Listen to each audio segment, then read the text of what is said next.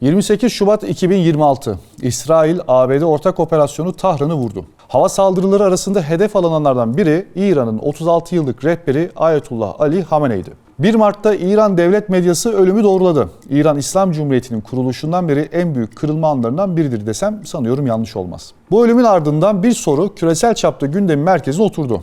Bundan sonra özellikle savaş şartları altında İran'ı kim yönetecek? Biz de bugün biraz bu işin sistemsel boyutunu masaya yatıracağız. İçeriye geçmeden önce bu videoyu beğenir, gazeteyi takip eder ve bildirimler açarsanız bu ve benzeri içeriklerden haberdar olabilirsiniz. Gazete 10 başlıyor.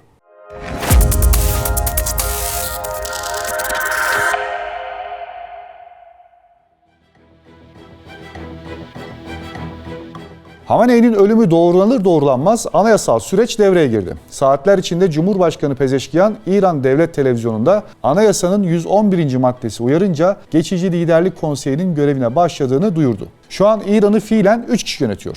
Cumhurbaşkanı Mesut Pezeşkiyan, Yargı Erki Başkanı Golam Hüseyin Muhsini Ecei ve Anayasayı Korucular Konseyi'nden Ayetullah Ali Rıza Arafi. Bu üçlü yeni rehber seçimine kadar velayeti fakih makamının tüm yetkilerini ortak kullanacak. Konsey ilk toplantısını aynı gün gerçekleştirdi. Peki bu 3 isim kim? Aralarındaki denge ne ve yeni rehber nasıl seçilecek? Bunlara sırayla bakacağız.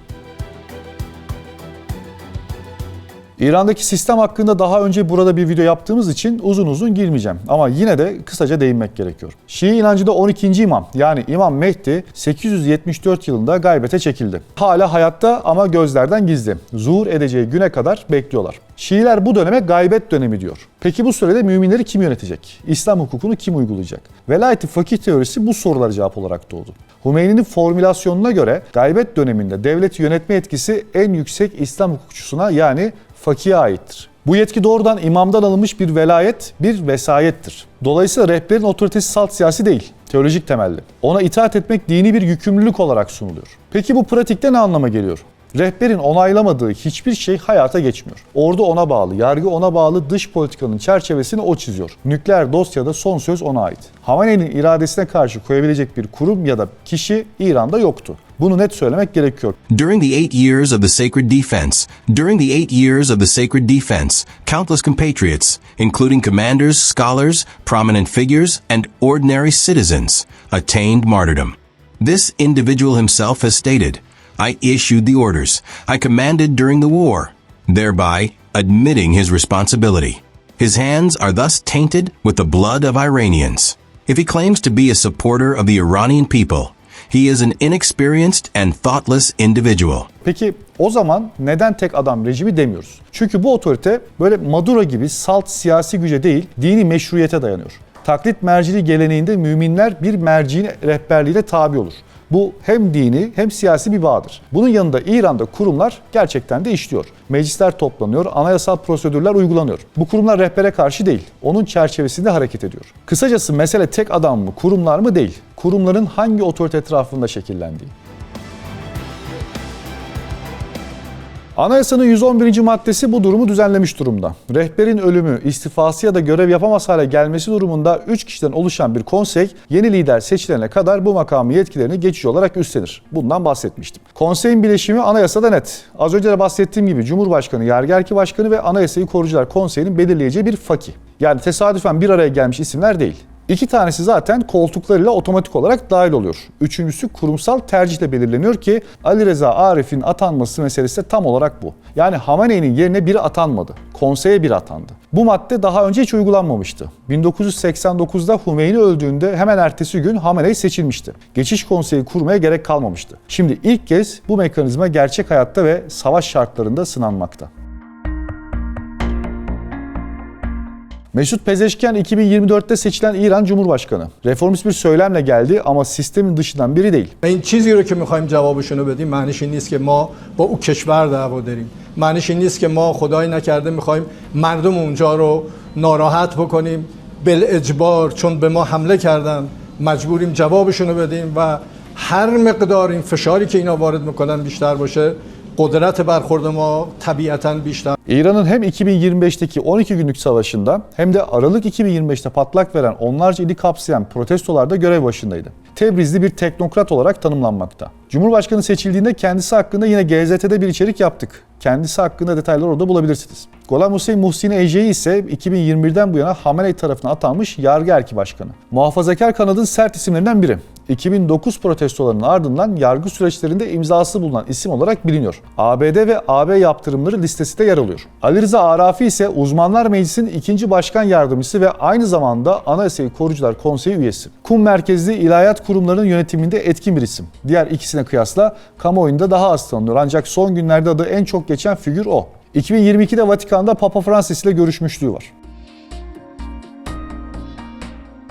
Bu aralar sıklıkla adı duyulan ve toplantı esnasında vurulduğu iddia edilen Uzmanlar Meclisi'nden de kısaca bahsetmek gerekiyor. Çünkü bu meclis Hamenei'nin yerine geçecek yeni ismi seçecek olan yer ve seçimler gerçekleşene kadar adını duyurmaya devam edecek. 88 üyeden oluşan Uzmanlar Meclisi halk tarafından 8 yılda bir seçilir. Uzmanlar Meclisi'ne girmek için aday olan isimler Anayasayı Korucular Konseyi tarafından değerlendirilir ve ya kabul edilir ya da veto edilir. Yani kimin aday olacağı önceden filtreden geçirilmiş olur. Bu meclisin tek asıl görevi yeni rehberi seçmek desem yanılmış olmam. Esasında rehberi denetleme ve azletme gibi yetkileri de var ancak bunlar kağıt üzerinde kalmakta. Pratikte hiçbir zaman rehber sorgulanmamıştır. Seçim gizli oyla yapılır, toplantıya katılanın salt çoğunluğunu alan aday rehber ilan edilir. Bu seçim için anayasada bir süre sınırı yok. Mümkün olan en kısa sürede ifadesi kullanılıyor. Yani savaş sürdüğü müddetçe 88 din adamının toplanması da başlı başına lojistik ve güvenlik sorunu. Burada 4 isim öne çıkıyor. Birincisi Mojtaba Hamenei. Hamenei'nin oğlu. Kum'da güçlü ağları ve DMO Besiç bağlantıları var. Bu isim hakkında da GZT'de ayrı bir videomuz var. Mojtaba'nın önünde büyük bir engel var diyebilirim. Şöyle ki İran İslam devrimi monarşiyi yıkmak için yapıldı. Babanın koltuğunu oğluna bırakmak rejimin kurucu mantığıyla çeliştiği söyleniyor. Ancak savaş şartları altında bu itirazların kabul görüp görmeyeceği şüpheli. İkincisi Arafi. Geçici konseyde yer alması hem de Anayasayı Korucular Konseyi ile Uzmanlar Meclisi üyesi olması ve ilim havzaları üzerindeki etkisi onu güçlü bir aday yapıyor. Kum'un kabul edeceği bir profil. Üçüncü isim Sadık Laricani. Eski yargı erki başkanı şu an düzenin maslahatının teşhis konseyi başkanlığını yürütmekte. Ayetullah Ozma rütbesiyle ve Hamenei yakınlığıyla biliniyor. Babası Büyük Ayetullah Haşim Amuli önde gelen bir din adamıydı. Kardeş Ali Laricani uzun yıllar meclis başkanlığı ve güvenlik konseyi genel sekreterliği görevlerini yürüttü. Şu anda da Milli Güvenlik Yüksek Konseyi başkanlığı devam ediyor ve sürecin en kilit isimlerinden biri. Sadık Laricani dini liyakat açısından diğer adayları kıyasla en güçlü profile sahip isimlerden biri. Dördüncüsü Hasan Hümeyni. İslam Cumhuriyeti'nin kurucusu Ayetullah Ruhullah Hümeyni'nin torunu. Sembolik ağırlığı tartışılmaz. Dedesinin adı bu sistemin kurucu meşruiyetinin ta kendisi. Tahran'ın güneyindeki Hümeyni türbesinin mütevellisi olarak kamusal alanda görünür olmayı sürdürüyor. Reformist çevrelere yakın bir profil çiziyor. Eski Cumhurbaşkanları Hatemi ve Ruhani ile yakın ilişkileri biliniyor. Geçtiğimiz günlerde devrimi yıl dönümü sebebiyle yapılan dedesinin türbe ziyaretinde Ayetullah Hamenei ile birlikte görüntüde verdi. Devrim Muhafızları Ordusu İran'ın en güçlü kurumsal yapısı. Ekonominin büyük bir payını kontrol ediyor. Kendi istihbarat örgütü var. Dış politikada bağımsız operasyonel kapasitesi mevcut. Resmi olarak rehbere bağlı. Geçiş sürecinde Uzmanlar Meclisi'nin oylama yapacağı doğru ama 88 din adamı kararını almadan önce Devrim Muhafızları Ordusu'nun tercihini kime hissettirip hissettirmeyeceği ayrı bir sorun. Mojtaba Hamenei bu noktada öne çıkan isimlerden biri ama şimdilik bunların her biri birer spekülasyon. Şu an bir savaş yürütüyor ve savaş ortamında Devrim Muhafızları Ordusu'nun pozisyonu daha da kritik. Sahada savaşıyor, misilleme operasyonlarını yürütüyor, komuta zincirini ayakta tutmaya çalışıyor. Şu aşamada siyasi kavgaların yürütüleceğini beklemek zor. Burası kritik. 1989'da Hümeyni öldüğünde İran görece istikrarlı bir ortamdaydı. Irak Savaşı yeni bitmişti. Ülke yönetiminin bir sonraki adıma odaklanma imkanı vardı. Hamenei bir sonraki gün seçilebildi. Şimdi tablo farklı. İsrail ve ABD saldırıları devam ediyor ve devrim muhafızları birden fazla cephede operasyon yürütüyor. Ülke içindeki gerilim yüksek. 88 kişilik Uzmanlar Meclisi üyesinin Tahran'da güvenle bir araya gelmesi, oylama yapması ve kararını açıklaması ciddi lojistik bir sorun. Geçici konseyin birkaç gün içinde seçim yapılacağına dair sinyali gerçekçi mi? Buna şüpheyle yaklaşmak gerekiyor. Uzmanlar Meclisi Başkanı'ndan toplantı açıklaması henüz yok. Toplantı gizli yapılmış ancak güvenlik ortamından dolayı bir açıklama gelmiyor da olabilir tabii.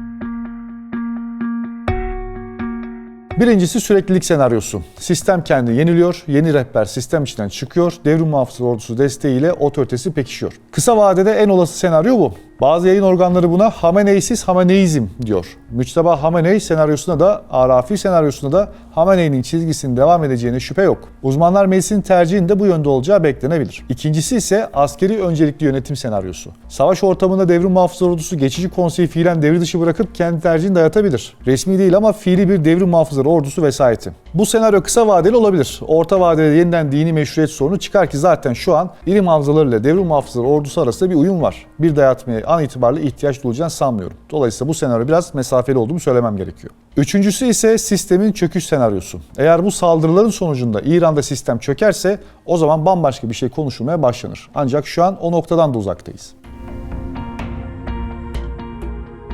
Uzmanlar meclisinin toplantı tarihini açıklayıp açıklamayacağı bu sistemin ne kadar süre direnebileceğini gösterecek ilk sinyal. Devrim Muhafızlar Ordusu'nun açıklama dili önemli işaretlerden biri olacaktır. Konseyin arkasında mı duruyor yoksa kendi sesini mi çıkarıyor? Bu açıklamalarla göreceğiz. Arafi'nin konumuna gelince geçici konseyde yer alması ona hem görünürlük hem de risk getiriyor. Savaş süresince alınacak kararların ısısını taşıyacak. Ancak esas resim savaşın toz dumanı kalktıktan sonra ortaya çıkacak. İran tarihinde ikinci kez bir rehber değişikliği yaşanıyor. Birincisinde savaş yeni bitmişti, sistem geneldi ve Hamenei hemen sonra seçilebilmişti. Bu sefer savaş devam ediyor, sistem hasar görmüş durumda ve net bir halef yok. Geçici üçlü konsey anayasal mekanizmanın işlediğini gösteriyor. Ancak gerçek soru kimin bu geçişi şekillendireceği? Bu ve benzeri gelişmeleri yakından takip etmek isteyenler için GZT'yi takip etmeyi, bu videoyu beğenmeyi ve bildirimleri açmayı unutmayın. Bir sonraki GZT 10.10'da görüşmek üzere. Hoşçakalın.